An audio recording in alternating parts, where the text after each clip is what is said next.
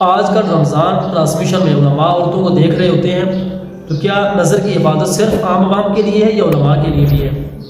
دیکھو، جو حکم شرع ہے یہ تمام لوگوں کے لیے ہے، تمام مسلمانوں کے لیے ہے، چاہے وہ علماء ہوں یا چاہے عام عوام ہوں۔ تو دیکھو، حکم شرع یہی ہے کہ بھائی جب آپ کبھی ضرورت پیش آ جائے تو آپ اگر کسی غیر محرم سے بات بھی کریں، بات کرنے کی ضرورت آ جائے تو آپ اپنی نگاہوں کو نیچا رکھیں اور اپنے لہجے کے اندر سختی پیدا کر کے ان سے بات کریں۔ تو نرمی کے ساتھ بات کرنے کی بھی اجازت نہیں ہے، تو ان کو بظاہر آمنے سامنے بٹھا کر دیکھنے کی اجازت اسلام ہمیں کیسے دے سکتا ہے؟ تو بہرحال یہ جو دیکھتے ہیں آپ انہیں سے سوال کریں کہ بھائی آپ ان کو کیوں سامنے بٹھا کر دیکھتے ہو؟ بہرحال گناہ ہی ہے، اور غیر محرم کی تصویر دیکھنا بھی ناجائز ہے اور گناہ ہے، اور ان کے سامنے بٹھا کر ان کا دیدار کرنا اور ان کے دیدار سے مشرف ہونا تو بہرحال یہ تو گناہ ہی ہے، چاہے علماء کریں یا عام عوام کریں۔ تو بہرحال یہ آپ انہیں سے پوچھ سکتے ہیں، اور یہ گناہ ہے عورتوں کو سامنے بٹھا کر دیکھنا، ان سے بات چیت کرنا، چاہے دین اسلام کی ہو یا غیر ہو، تو بہرحال یہ ناجائز ہے اور گناہ ہے۔